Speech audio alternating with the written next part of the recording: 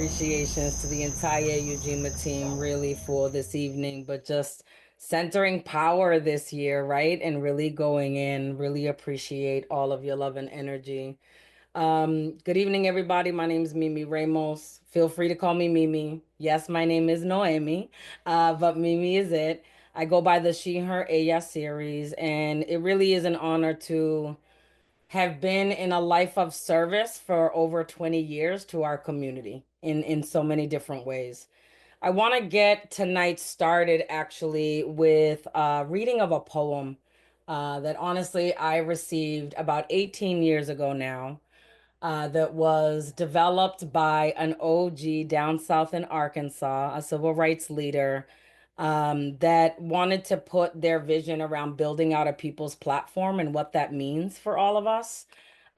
This obviously was done at a very different time. We're now in 2025, right? But one of the things that I really believe is a gift in my continued learning in this journey, is really taking on the wisdom of our elders, in every way, shape, and form.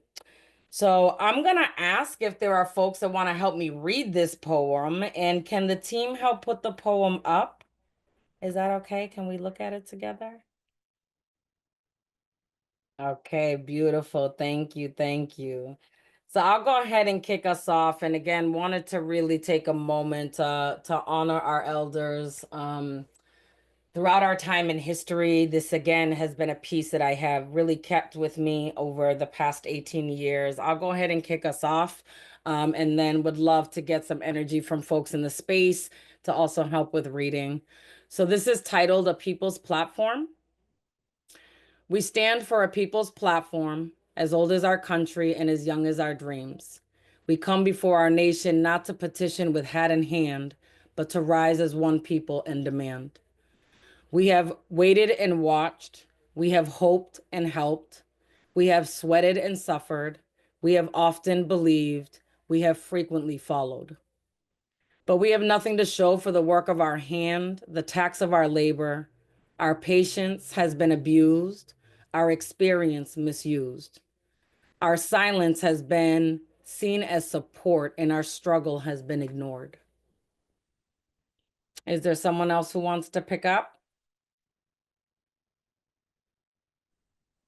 I can. Go Um, for it. Enough is enough. We will wait no longer for the crumbs of America's door. We will not be meek, but mighty. We will not starve on past promises, but feast on future dreams. We are an uncommon people.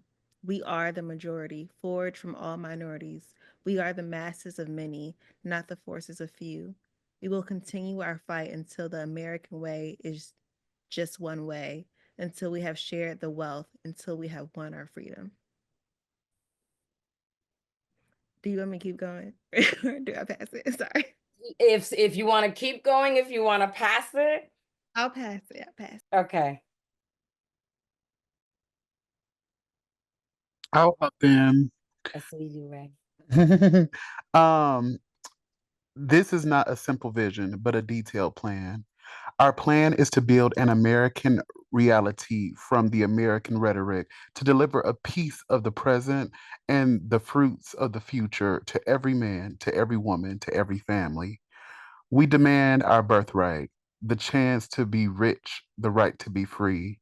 Our riches shall be the blooming of our communities, the bounty of a sure livelihood, the beauty of homes for our families with sickness driven from the door, the benefit of our taxes rather than their burden, and the best of our energy, land, and natural resources for all people. Our freedom is the force of democracy, not the farce of federal fat and personal profit. In our freedom, only the people shall rule. Corporations shall have their role, producing jobs, providing products, paying taxes, no more, no less. They shall obey our wishes, respond to our needs, serve our communities. Our country shall be the citizens' wealth, and our wealth shall build our country. I'll pass.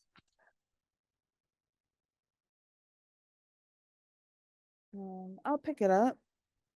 Uh, Government shall have its role, public servant to our good, fast follower to our sure steps. No more, no less. Our government shall shout with the public voice and no longer to a private whisper. In our government, the common concerns shall be the collective cause. We represent a people's platform, not a politician's promise. We demand the changes outlined in our platform and plan. We will work to win. We will have our birthright. We will live in richness and freedom. We will live in one country as one people.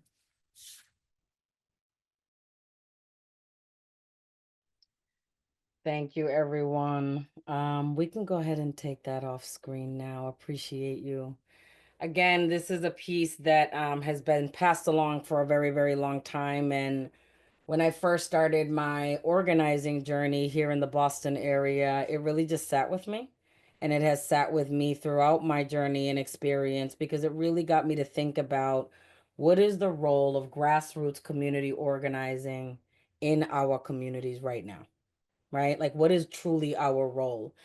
And this question around power, who has it? Do we have it? Are we taking it? Are we building it?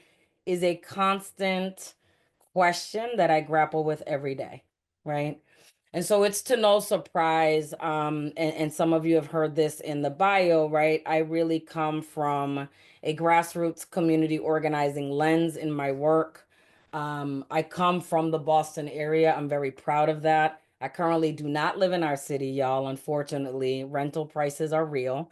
But I've dedicated a lot of my time to our city and to this question around how do we support residents in recognizing their power. And so I want to kind of start there, right? Um, I'll say a couple of things because I was, given a set of questions to respond to and react to. And it was kind of like, well, what is the definition of power, right? Textbooks, the ability to influence people, situations, and places. For me, it's also about the ability to do and influence what is done. And so I want to talk about that a little bit from a human perspective, from our people, from the lens of grassroots organizing. For many years, I've had the honor of working in a multi-issue community-based setting. So our work is not seen in one area, in one lane. We look at social, racial, economic justice issues that impact low-income and working class folks. Our base is in Dorchester, Mattapan, and Roxbury. We are unapologetic about that. And we are also a multiracial, multi-generational, and multicultural organization, right?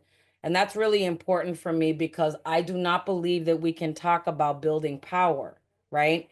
If we are not unified in our communities. And the beauty and the complexities of us is we are all different. We do have different both gifts of knowledge and also experiences that we bring to the table. So that's really important for me. I think, when I think about our role as organizations around power, that's a level of responsibility that I want us to hold because it is about knowledge. It is about not just becoming empowered, but amplifying the power that we bring and what we want that power to do, right?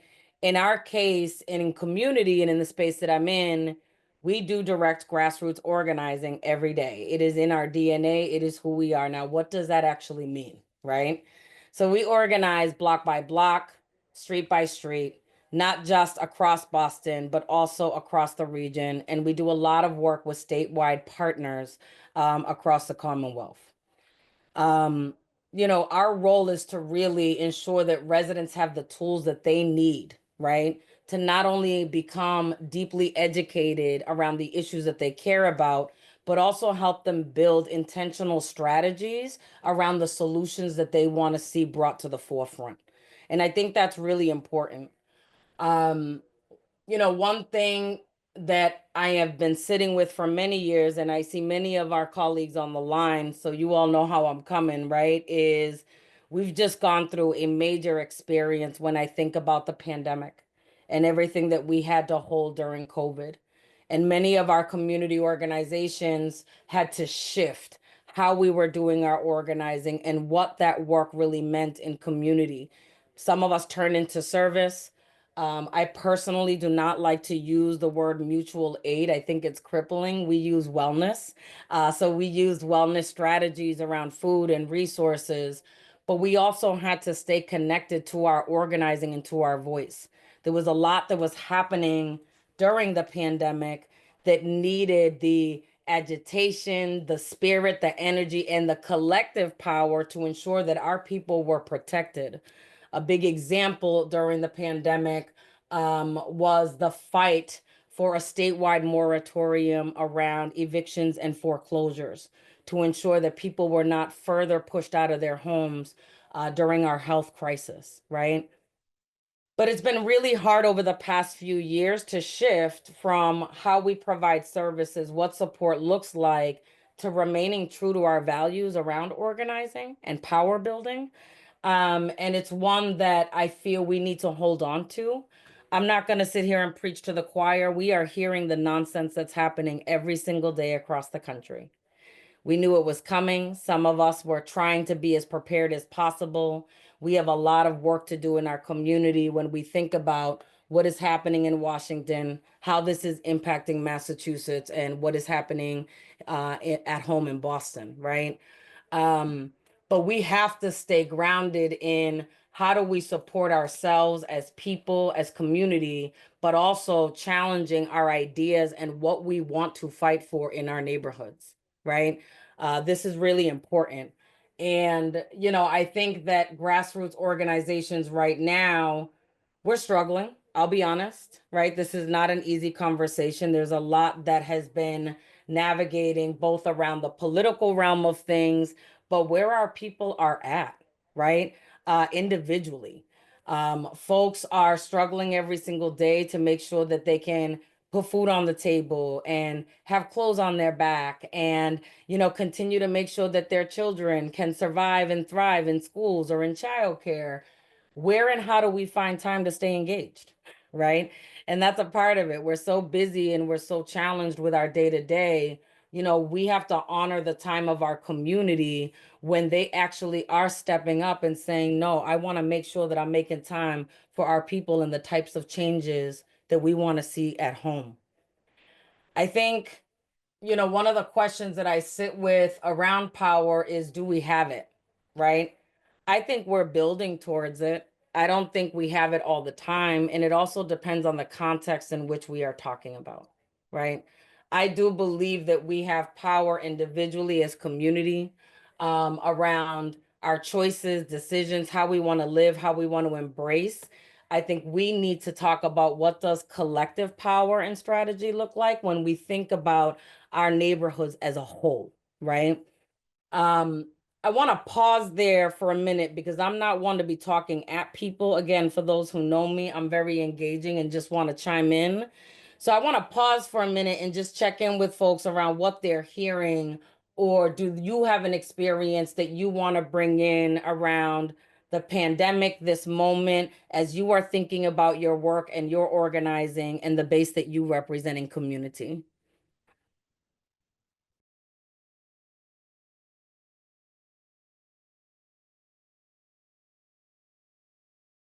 Go ahead, Naomi. I see you.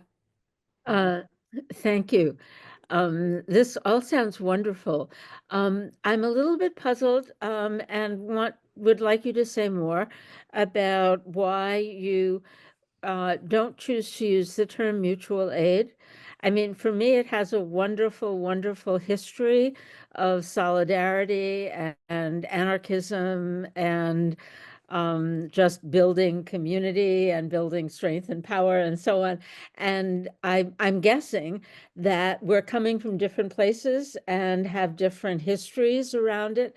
And so I'm really interested in hearing your history around that term and why you choose not to use it. Thank you. Appreciate the question, Naomi. As somebody who comes from a single mother-led household, as somebody who has had my own personal experience as a young mom, there was a lot around services that were provided and services that were taken from us growing up. And I think about a lot of the service providers in our communities and where they are struggling with what support looks like versus helping people help themselves. And so I come at this work with a very strong lens around this is not about how I help you, but how do we help ourselves again through love, through knowledge, right? Through experience. And so when we decided to step in during the pandemic to provide the level of support that our community needed, we were very intentional about making sure that our communities were okay, that they were fed, housed, that support was provided. We had a whole committee of folks from the community that talked about what that support needed to look like, and we were able to deliver, which was amazing. But our folks were very worried about the idea of just staying stuck on depending on services, depending on where support could, be provided versus our ability to remain grounded as an organization around direct issue campaigns, organizing efforts. And so we were very intentional about saying wellness. So every bag of food that folks received, every gift card or financial resource that we were able to provide. We were educating and involving community around the fight for the moratorium, for an example. The census was happening right at that time. And so we were getting folks educated around what is the census and why should we play a role. So there was a lot around that moment that we wanted to hold on to while we were there to provide support for community. Great question. Yep, thank you. That all sounds wonderful, but it sounds to me exactly what mutual aid means in my world. So, Appreciate it. I appreciate it. We know it's the same, right? But I think the words are really important. And again, we wanted to be very intentional that we're here to check in, here to make sure our people are loved and held, but we're also here to make sure that folks are paying attention to their power and the types of changes that we can do collectively. Is there someone else that wants to bring in either an experience or a question based on where we started? I know there's folks inside of Haymarket, so just bear with us as we do kind of virtual and also in person.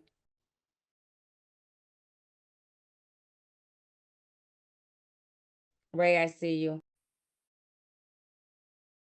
Oh, hey Mimi. Hey everybody. I was just kind of reflecting on what you were saying about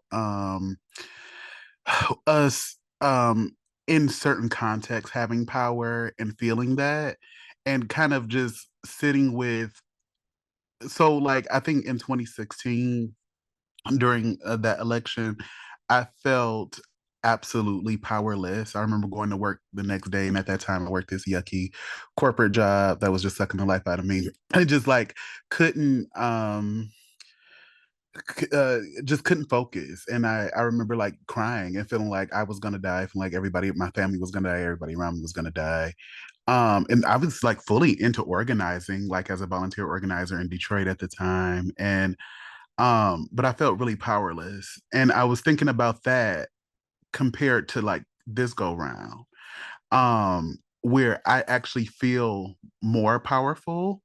Personally, I feel and I feel even more amped to like help like the communities that I'm a part of begin to realize our power and harness it. I think it's part of the reason why like how this like workshop series even came to be, but and being in conversation with like my family and my friends and my comrades around like what building that power means and how it could look in this time. And yeah, I don't know, it's not a comment, it's just what's coming up for me around what you said around the context, because I think it does matter. And I think living through one Trump administration is not the same as living through a second, but I do think that the way that I feel able to harness my power feels a lot much more possible this go round. And I think it's because maybe so many people around me are experiencing or feeling again the thing that I felt in 2016. Mm. I really appreciate you sharing that, Ray. I think we unfortunately live in a world where the decision of a pen right, tries to define who we are, and that is not the case. And I want to remind us of that, right? I think that's really important. I mean, we see our political leaders, again, through a stroke of a pen, make decisions that are either about protecting, loving, and holding our communities or not, right? There's no middle ground. And I think that in the political realm of things, we have to hold on to the reality of where our voice is, where our power lies, and look at the tools that we can use in our organizing to amplify those strategies, right? Um, I'll give you some examples of what's been sitting with me over the past few years, where we have a lot of our allies, a lot of our thought partners in this work say, oh man, we got to file legislation again. It's taking too long. They're never listening to us, right? Absolutely correct. And we still have to use it as a tool, right? Like we believe looking at legislative strategies, whether it's at City Hall or the State House, is a tool. We believe that our power at the polls is a tool. Is it the do-all answer in our power and ability to build power? Absolutely not. I think it's a collection of things, right? But we can't stop. And that's really important for me to just say out loud over and over again. I think the difference, and I felt very similar, Ray, like 2016 felt different than this go around, right? This go around, I felt more prepared because our community was talking to each other more. We are more open, we are more honest, we are being more deliberate, and we are being more intentional. And I think that that's really important to uplift. I also think that the leadership of us is changing, and that's a beautiful thing, right? We need more voices from our folks from Black and Brown communities that are not going to be afraid to speak up, who are not going to be afraid to take on struggle with each other. Because let's keep it real, we're not always aligned in community. We have to do a deeper job of building relationships with us, right? So I think that's a real feeling. I think the piece that, you know, I will bring in this particular piece and another area that I think is important is we have to stop pretending like we can do this work alone, right? I work for an organization. I'm very clear about that. I love our organization. NECP has been around for a little bit. It's rebranded from a former org, y'all, right? But it is a resource and a tool for our community. It's not about the organization. It is a resource. All of our organizations, we as people are a resource for our communities.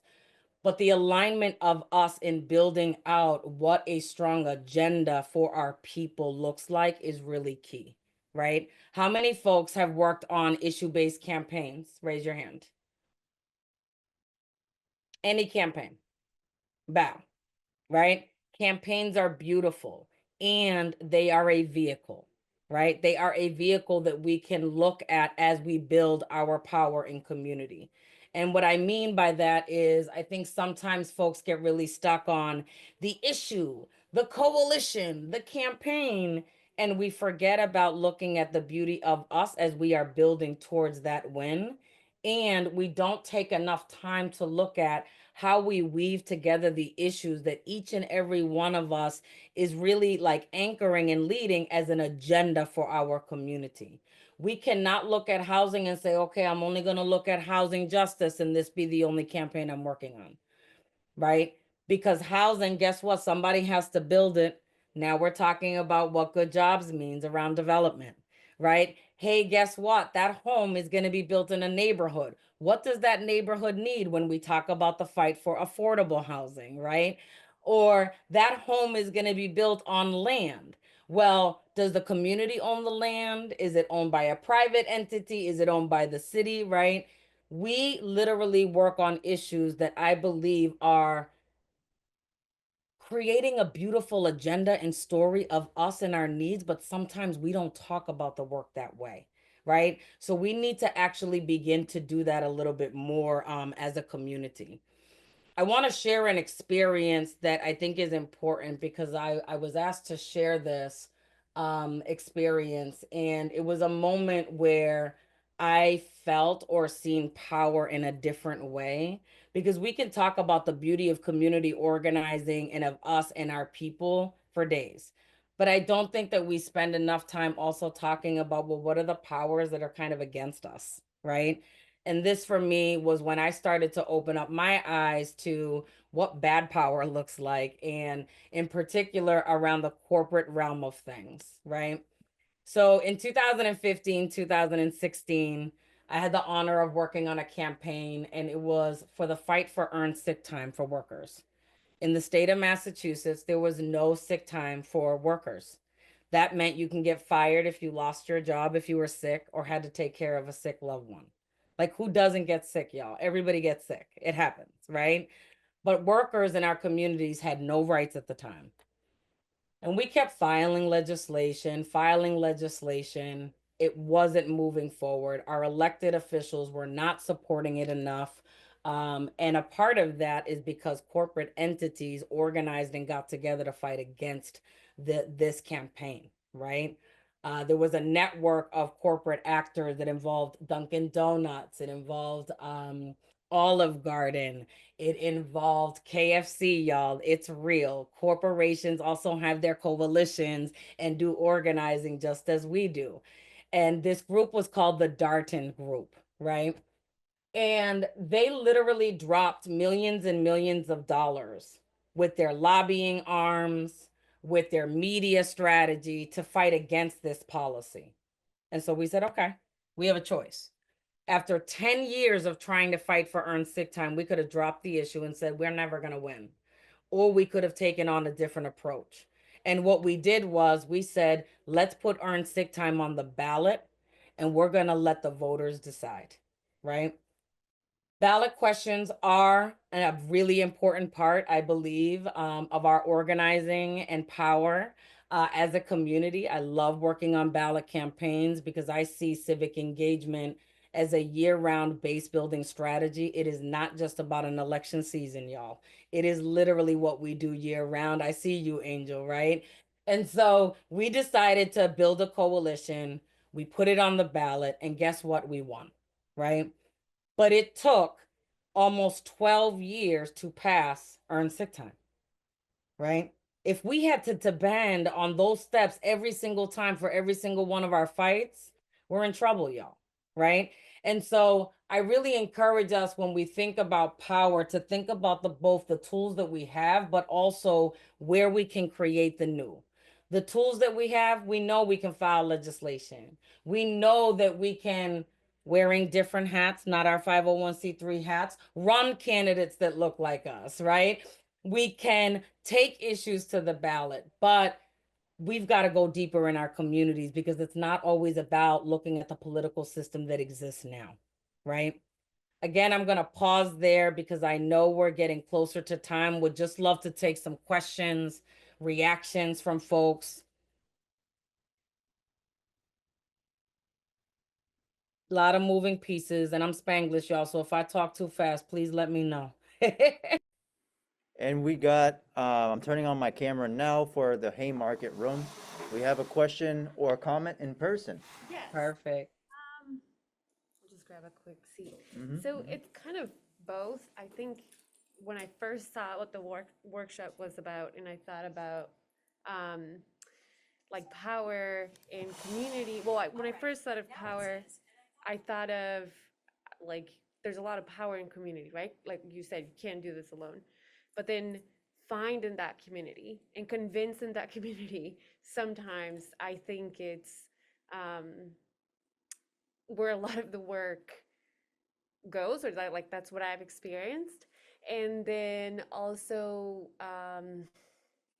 what you said about like working to create deeper relationships. I don't know if you can talk more about that.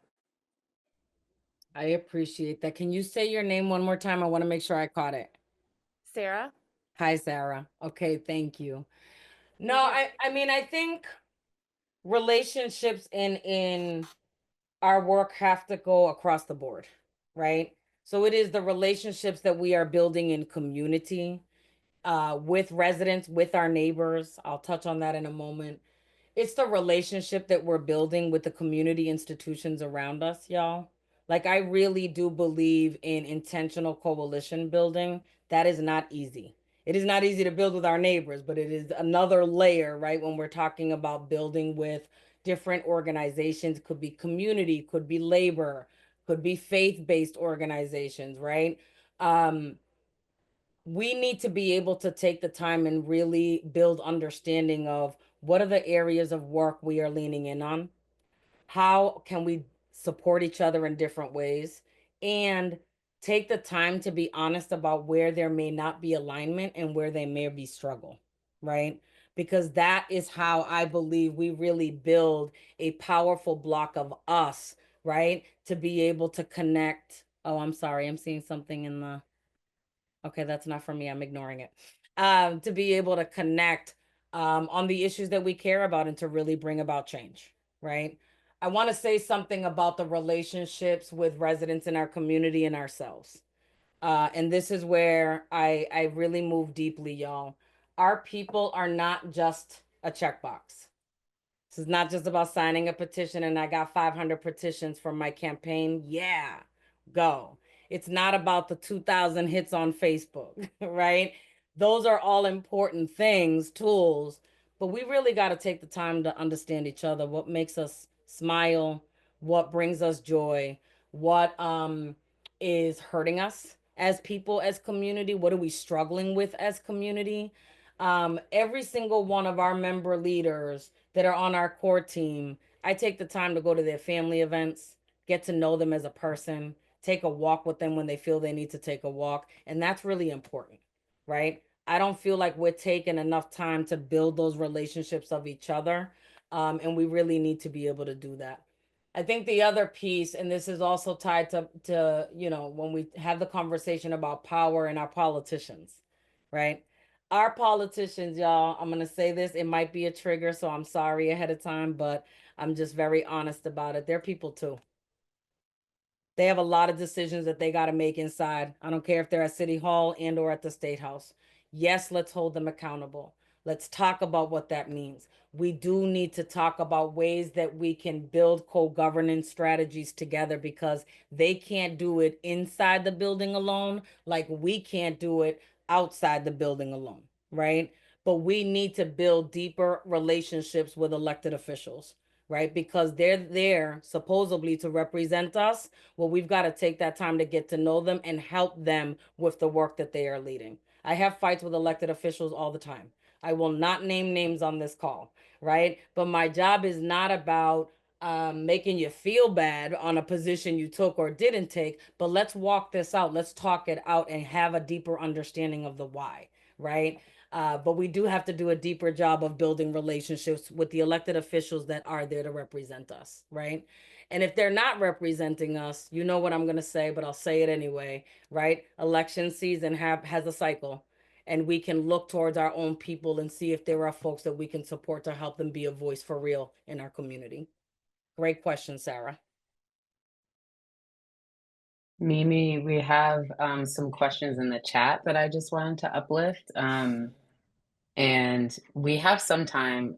We have until 7:15 for this. Okay. And you've already started the questions and answers, so we're doing great. But this question, how does someone generate power to take lead? I find that sometimes people are looking for someone to tell them what to do or how to act. How does someone generate that power to act? Oh, there could be so many variables in that because it really does depend on the scenario and what this is referring to. What I will say is don't wait for somebody to ask. If you have an idea, if you have thoughts, if there are areas that you feel are missing in your work, in your community, in our space, bring it to the forefront, right? Like we can't be afraid of our own knowledge and voice. We can't be afraid to actually bring them forward. And I think how we do it is also really important, right? So it depends again on the scenario, but that's how I would respond to that. Kalila, I see you. Hey. My question was around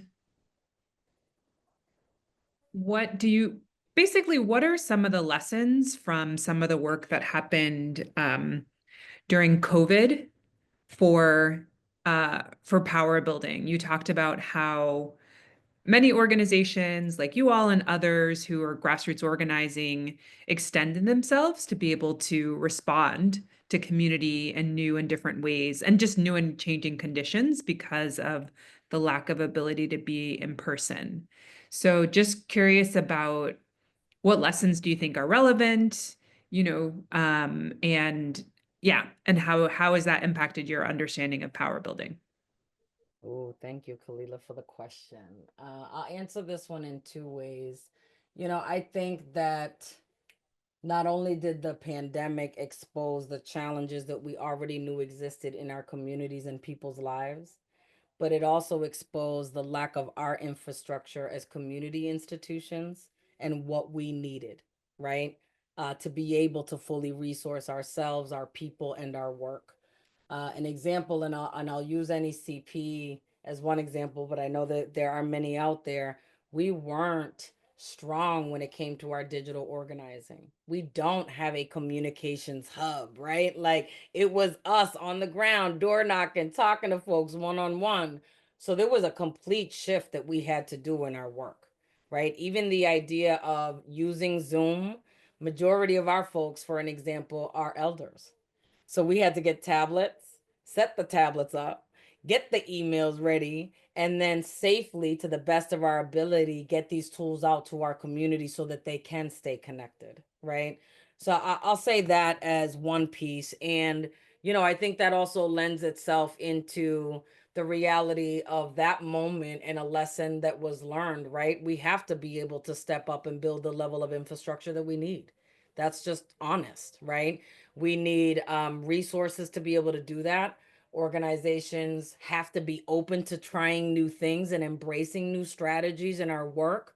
And we need the right people that can help us actually navigate that and lead that, right?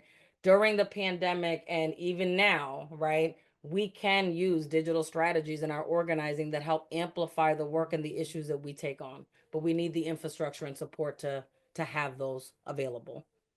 Great question, Kalila.